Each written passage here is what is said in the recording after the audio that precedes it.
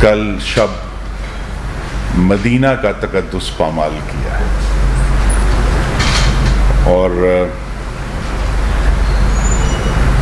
اس کی جو کچھ وارننگ ہمیں پہلے سے دی گئی تھی، سابق وزیر داخلہ صاحب نے فرمایا تھا کہ یہ لوگ جب حرم پاک جائیں گے تو دیکھیے ان کے ساتھ کیا سلوک ہوتا ہے. تو وہ سلوک ہم نے دیکھ لیا، اور بہت ہی افسوسناک واقعہ تھا. تو میری تو استدعا ہے کہ یہ نفرت اور تعصب کی سیاست جو ہے اس کو پاکستان کی سرحدوں کے اندر رکھے. اور ہم نے یہ بھی کل دیکھا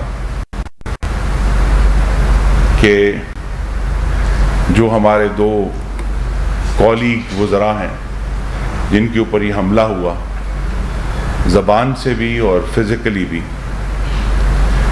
تو انہوں نے درست طور پر جو نبی پاک صلی اللہ علیہ وسلم کی سنت ہے بطور رحمت للعالمین، اس کا پاس رکھا.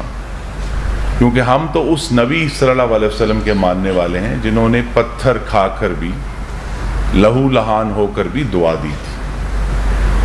تو ہم نے اس زبان میں جواب نہیں دیا، اس پیرائے میں جواب نہیں دیا جس قسم کا حملہ ہم پر ہوا. اور ہم سعودی اتھارٹیز کے شکر گزار ہیں کہ انہوں نے وقتی اور فوری ایکشن لیا، جس کے نتیجے میں اب ہمیں یہ توقع ہے کہ ایسا واقعہ دوبارہ نہیں ہوگا.